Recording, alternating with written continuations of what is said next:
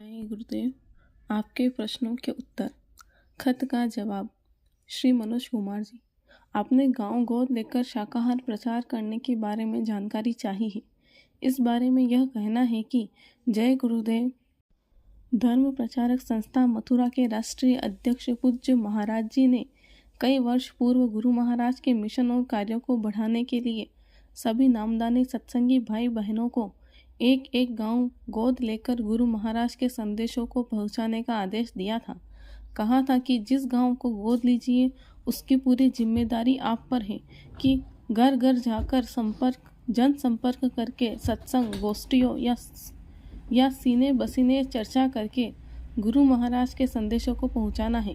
शाकाहार, नशा मुक्ति, भगवत भजन के बारे में प्रेरित करना है। अच्छे समाज के निर्माण हेतु मेहनत करना और लोगों को संगत के साथ जोड़कर उनसे सेवा और भजन कराना है। यह एक परमार्थी सेवा, परोपकार और समाज सेवा का कार्य है। सभी प्रेमियों को अपने परमार्थ का आधार बनाना चाहिए और एक एक गांव गोद लेकर जोर शोर से प्रचार करके भक्ति भाव पैदा करना चाहिए। यह समसामयिक आदेश है। आदेश का पालन ही भक्ति है। श्री सोमचंद जी, आपने पूछा है कि साधन भजन करते समय हाथ पैर सुन्न हो जाते हैं, क्या कोई परेशानी का कारण है? इस विषय में यह कहना है कि सूर्य शब्द योग साधना करने पर जब आत्मा एकाग्र होती है तब शरीर के निचले भाग, पैर और हाथ आदि सुन्न होने लगते हैं। यह साधक की साधना पकने के लक्षण है। इससे कभी घबराना नहीं चाहिए। भजन साधन करते समय शरीर का सुन्न होना कोई परेशानी का कारण नहीं, अच्छी साधना की पहचान है। धीरे धीरे जब भजन करते करते जीवात्मा जीते जी शरीर से अलग हो जाती है, ठीक वैसे ही जैसे मौत के समय जीवात्मा की चेतनता का सिमटाव पैरों से ऊपर की तरफ होता है, उसी समय एकाग्रता आनी शुरू होती है।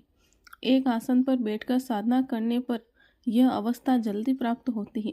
सत्संग को गहराई से सुनने की जरूरत है। साधना की बारीकियां सत्संग में बताई जाती है। यह लक्षण कोई चिंताजनक नहीं, अच्छा लक्षण है।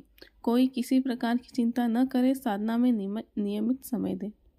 श्री चंद्र प्रकाश जी, भजन साधना करते समय मृत्यु के भय से घबराहट होती है, इससे कैसे बचे? इस संबंध में यह याद कराना है कि परम पूज्य स्वामी बाबा जय गुरुदेव जी महाराज बराबर सत्संग में सुनाया करते थे कि साधना करते समय जब शरीर अचेत होने लगे तो उस समय ध्यान भजन में कभी घबराना नहीं चाहिए। यह विचार पक्का कर लो कि एक न एक दिन सबको मरना है, लेकिन मृत्यु का समय निश्चित है। उस समय के पहले मौत नहीं होगी। एक बार आत्मा शरीर से निकलकर बाहर खड़ी हो गई तो सच्चे ज्ञान का बोध हो जाएगा। यह अवस्था मौत की तरह होती है। इसी को जीते जी मरना कहते हैं। जो जीते जी मरना सीख जाते हैं वह अपना परमार्थ बना लेते हैं। इस अवस्था को प्राप्त कर लेने पर मौत का भय समाप्त हो जाता है। दिन में जितनी बार मौका लगे निरंतर साधन भजन करते रहें। जब जीवात्मा जाग जाएगी तो आसमानी मंडलों में सैर करेगी। देवी देवता मिलेंगे, स्वर्ग बैकुंठ भी मिलेगा। देवी मंडलों से वापस आ जाएगी। तभी इस क्रिया को परमात्मा को पाने का साधन कहा गया है। इसी साधना के बारे में रामायण के उत्तरकांड में वर्णन किया गया है। महात्मा कबीर साहब ने कहा है कि जा मरने से जग डरे, मेरे मन आनंद, कब मरी हो कब पाहियो पूर्ण परमानंद।